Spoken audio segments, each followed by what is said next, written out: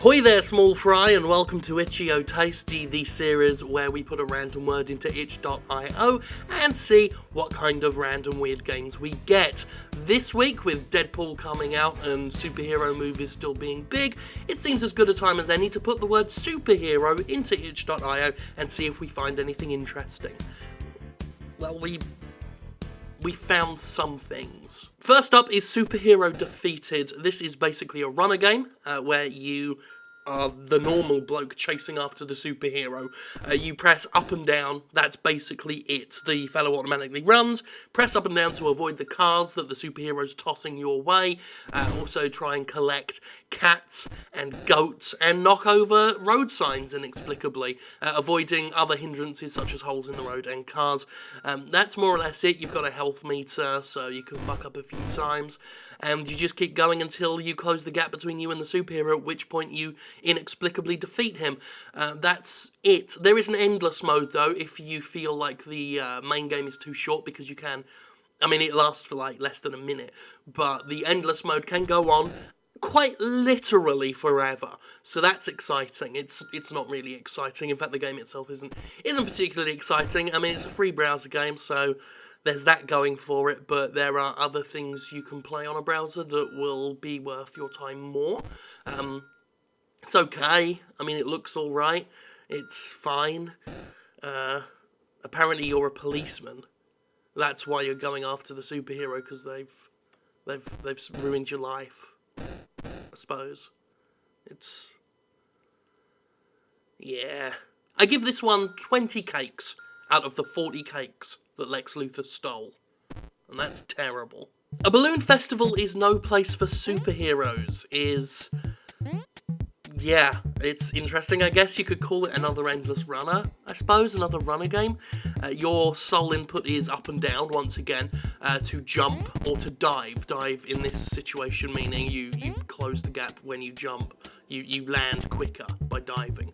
The idea is to avoid balloons while running on the cape of the superhero, defying gravity for some reason. You're just some normal bloke. And the weird thing about it is the game is so randomized, it seems impossible not to take damage. There are some areas where the balloons, that you've got to avoid the balloons, that's the idea. The balloons are configured in such a way that you can't jump or dive or get out of their way, because some of them just collect en masse. So the game is clearly it uses randomized physics or whatever for the balloons, but in this case there's no balancing, there's no stopping getting hit sometimes. Not to say that I didn't mess up in many occasions. In fact, towards the end I just gave up trying, mostly because I was taking a lot of damage and I wanted to see how long it would take to actually die if you could, and you can. I found that out. But otherwise it's kind of again, like Superhero Defeated, rather nondescript, rather middle of the road. There's better stuff to do in your browser than play a balloon festival is no place for superheroes, despite the long-winded name, which gives it a sort of extravagant charm, I suppose. Competently made, just not very compelling. So this one is going to get 5 ambush bugs out of 10. Ambush Bug's a superhero I know the name of. Superhero Stories by Hi-Fire is basically one of those Goat Simulator wannabe games. It's the Christmas update, which means that they've just got a city with palm trees, very Christmassy, and it just looks a bit white, and they've made some snowfall. As you can see, it's pretty bad. It's not great at all. You get stuck in all the buildings and you fall through the floor, and it's doing the whole haha we're glitchy like Goat Simulator thing, except there's even less of a joke there. You can grab hold of things in this new update apparently, so that's good. Otherwise it's you get the general gist of it within a few seconds, and that's the joke, and that's all there is to it. I did at one point find an actual bit of gameplay. There was a guy stuck in a chimney saying he wants to go to the lighthouse, which I assumed you use the grab mechanic, grab him and pull him over to the lighthouse, except the grab mechanic didn't work at that point, so this guy was constantly just saying I need to go to the lighthouse, and I couldn't do anything about it. So I'm going to have to give this one a pretty low recommendation. This one gets Film Freak, one of the shit Batman villains, out of 10. Million Face Man is possibly the pick of the week. but I do say that with the caveat that it's just the best of a bad bunch. To be honest, I didn't really find anything to grab me this week that was actually good. Million Face Man it's got an interesting premise at least, and voice acting and an attempt at a story. I mean, the game is like a minute, 2 minutes long. It's not very long at all. The premise of a superhero with a million faces that just keep coming out of his face is funny. It's a funny premise, but otherwise it's, you know, I mean, you can see it, can't you? It's a bit slapdash, but it's at least more interesting than the other games. It's got something there that, if expanded and built upon, it could be something interesting. But otherwise, the humour in it is not good. I mean, none of the attempted jokes really land. Just what it is. It's a dude with superhero faces. I don't even know what I meant by that sentence. To be honest, I'm struggling to come up with anything exciting to say about it, which again speaks volumes of the rest of it, in that it's really not that compelling. Again, like with Donald Trump, I thought they'd be better than this, than what we've got. Superhero just did not give us much to go on. You know, there's a visual novel that's quite good, Queen Cobra, but I didn't cover that one because I just didn't think a visual novel would be. You know, the last time we did a visual novel, it just didn't make for good video. But apparently that's quite good. It's Queen Cobra. It was made for the Yuri Game Jam, so you might want to check that one out. It might be good. That might be good.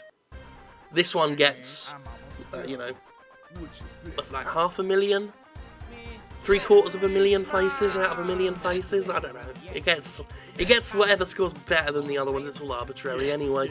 Russian superhero Dead Ivan is a game with more potential than Million Face Man, and looked like it could have been the pick. Like, I like its visual style. It's very ToeJam and Earl-ish in presentation, and it's interesting, and it's supposed to be like a light-hearted jab at Russian culture made by a Russian developer, and I like the general premise. It's just not put together terrifically.